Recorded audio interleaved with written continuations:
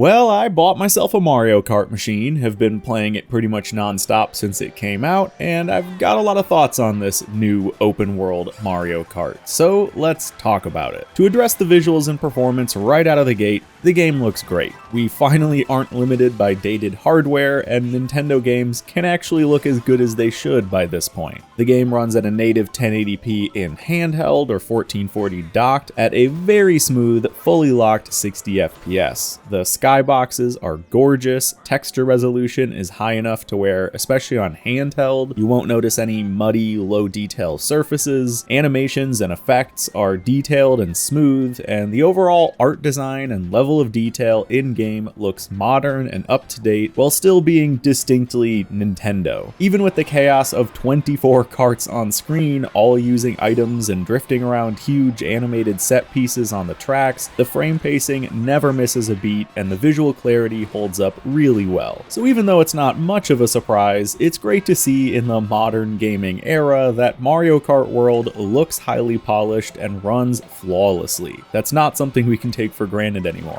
But let's get to the meat of the game and talk about the driving, because there are some notable differences. For one, across the board, I feel like karts have more momentum. They aren't quite as sharp and precise as they were in 8, for example. Now, their weight pushes them around corners, they can understeer a bit more, and drifting seems to have been rebalanced to be less, I guess you could say, overpowered. Now it's a lot more about picking a good racing line, and sometimes not drifting corners where it makes sense to set up for the next. You'll still be drifting a ton, don't get me wrong, mini turbos are still the way to go, but hitting your apexes, taking the right lines, and just making sure you don't go wide out of a corner are just as important. Now that there's more weight shift, the drifting can pull you too wide, and getting the car around a corner takes a bit more thought. Now, of course, one of the big new features of World's driving is the ability to wall ride and grind on rails. This is another mechanic that took time to get used to. Initially, I barely used it, but then you start to see the matrix code a bit and realize just how much this opens up every single course. There is so much more route variety than we've ever had. At first, you only see the obvious rails on the side of bridges, for example, and maybe a handful of super noticeable wall riding spots, but over time, you'll notice that everything is wall rideable, and there are so many rails and objects you can jump off of to get a boost that just look like normal scenery to the beginner.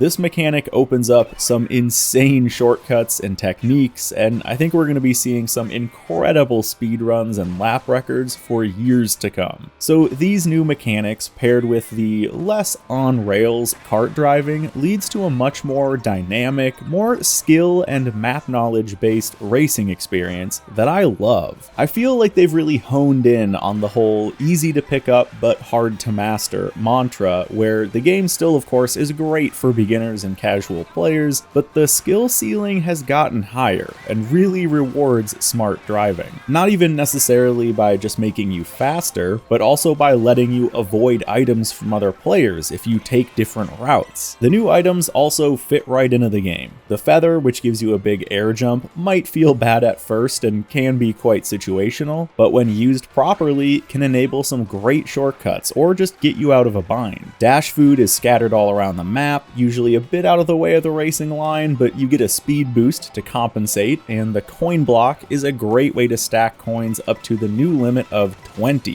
which makes coin collection even more important for getting that speed up. Now, there are a couple changes to how items work. You may have noticed that you can no longer hold or hide items. They're always deployed or dragging behind you, and this removes a major strategy element of the game. I really don't know why they did this, maybe just to keep the driving from getting too complex with all the new stuff they have added, but I'm still not a fan of it. On the flip side though, the right joystick can now aim projectiles. You can shoot shells broadside, and this adds a whole new element to the game because now the zone of danger is no longer just a small cone in front or behind the driver, it's all around them. And that mechanic, paired with some pretty chaotic new items and more players on grid, makes for a racing experience that is never boring. And yeah, this is a good spot to bring up that we are now racing with 24 drivers on the grid. In single player, in my experience, this was not really that noticeable. You do start at the back for the first race of a Grand Prix, but with a boost start, you'll fly to the front right away, and then start every other race based on the finishing position of the last race. So I think even for beginners, you're going to be starting at least in the top 10 most of the time, and will very rarely fall to the very back of the ranks. So in single player, while I do appreciate the larger grid size, it doesn't feel like it adds too much to the experience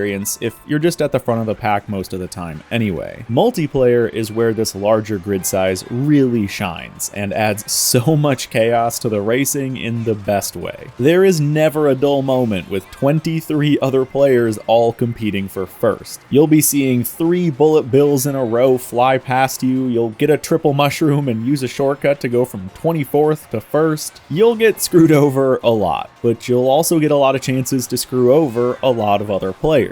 It's just this beautifully chaotic roller coaster of emotions, and even though I think it might be a bit too chaotic for some, I love it. Now we will talk more about multiplayer, but for now I want to jump back to the single player career because for really the first time ever, things are pretty different. Of course, the major new feature of Mario Kart World is that the game takes place in an open world. But don't be mistaken, this is not like Forza Horizon, where the open world is the connective web you have to interact with to access content. Instead, free roam is its own, somewhat isolated game mode. And time trials, battles, the new knockout tour, and of course Grand Prix are all still accessed through menus. So it still feels at home in that regard, but once you're on track, the open world reveals itself. Of course, every circuit takes place somewhere in the world, so you can sometimes see other tracks off in the distance while racing, and that adds a lot, actually. The tracks are not just contained levels anymore, they all exist within a wider space, and nothing has been sacrificed to do that. Each and every location still feels extremely unique, but now more meaningful because you know that you could drive from Bowser's Castle over to Peach's Stadium without ever hitting a loading screen. And I just want to quickly shout out here, without showing any of it,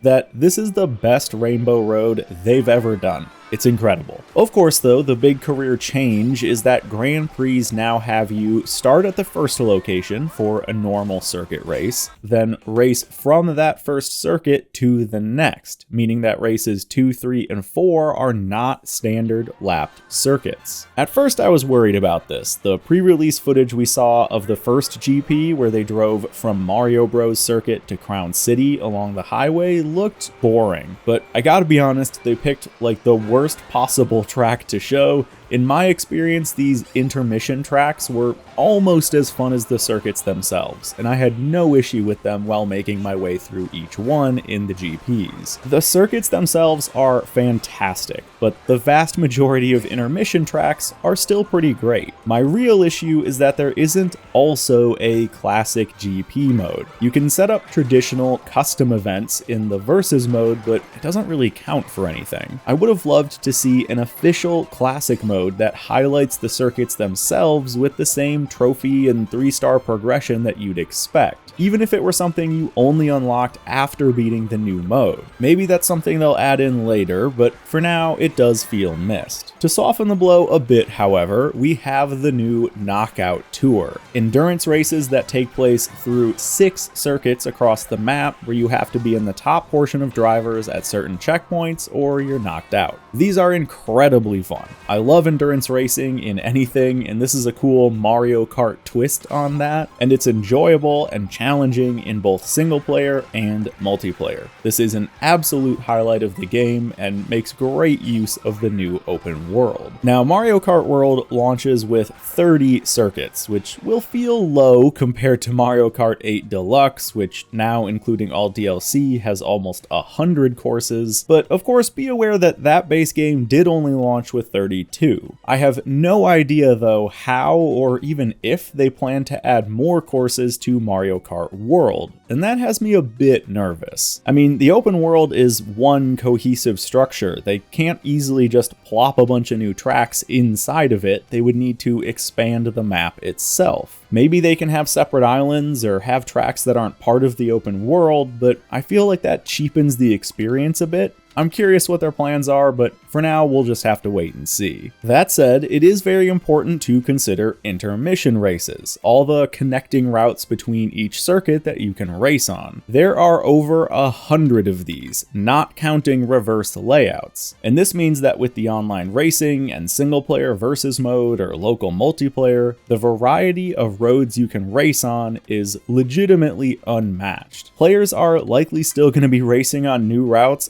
dozens of hours into the game, and while nothing can really make up for dedicated circuits, this still feels like an immense variety to have right away at launch. Again, I'm just curious how they'll manage post-launch content. Now, before we talk about free roam, I want to talk about the characters, carts, and unlocks. World has a total of 40 carts, but customization has been removed, and I'm sad to see it go. Some carts do have color variations, but it's character specific, you can't change it yourself, and your selected sticker will show up on some carts, but only on some. We'll talk more about stickers later. There are a lot of fun new carts and bikes, but I really would have liked to see more here, whether that just be more carts or more customization. World also has a pretty solid cast of main and supporting characters, and also adds a new outfit system, so instead of just one Mario, there are now 10. With all outfits unlocked, this makes for a huge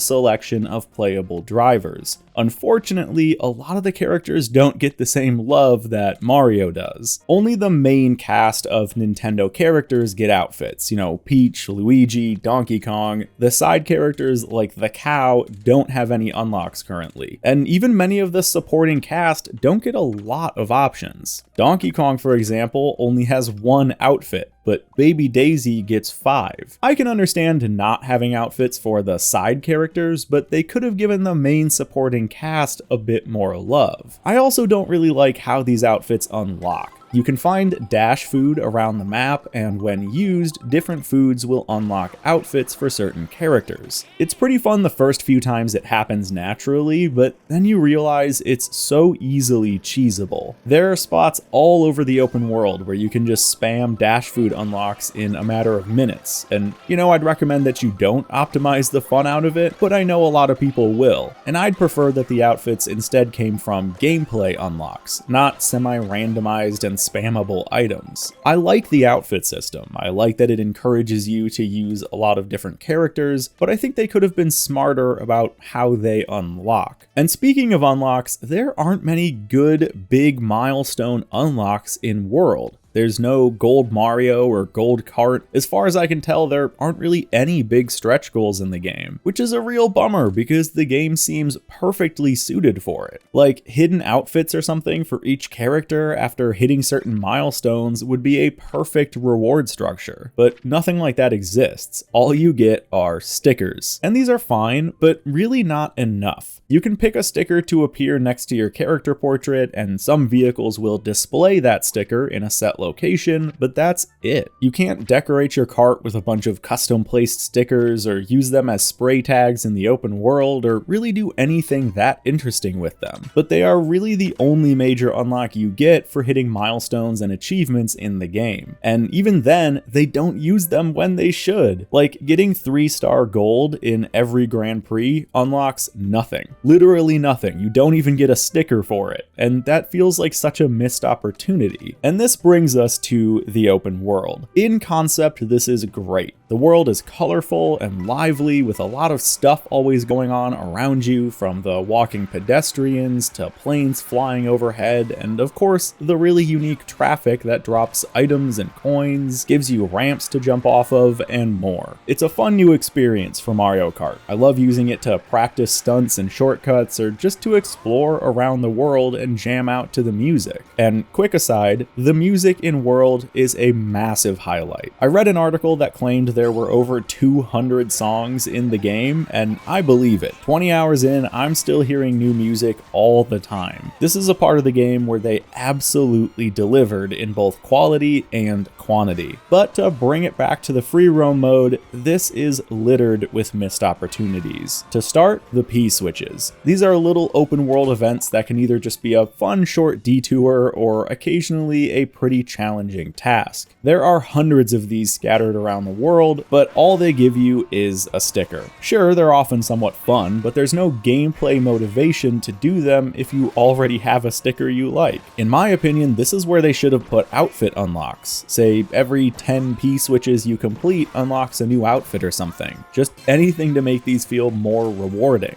And this applies to really all the open world content. There are also Peach medallions and question mark panels hidden around the world that also just give you stickers. There's also big piles of coins hidden around, often in tricky to get to spots, but once you've unlocked every cart, which happens very quickly within about 10 hours of normal play, there's just no reason to get these coins. You do get stickers for some big milestones like 5,000 coins collected and whatnot, but there's no value beyond that. Really, anything you do in the open world just gives you stickers. So even though the world is a cool framework and there is a lot of stuff to find, there's no good reason to find it, and that makes the mode feel a bit hollow. The world itself is genuinely really well made. It's full of life and detail, and it can just be fun for fun's sake, but I wish it were supported with better mechanics and rewards to give it more meaning within the wider picture of the game as a whole.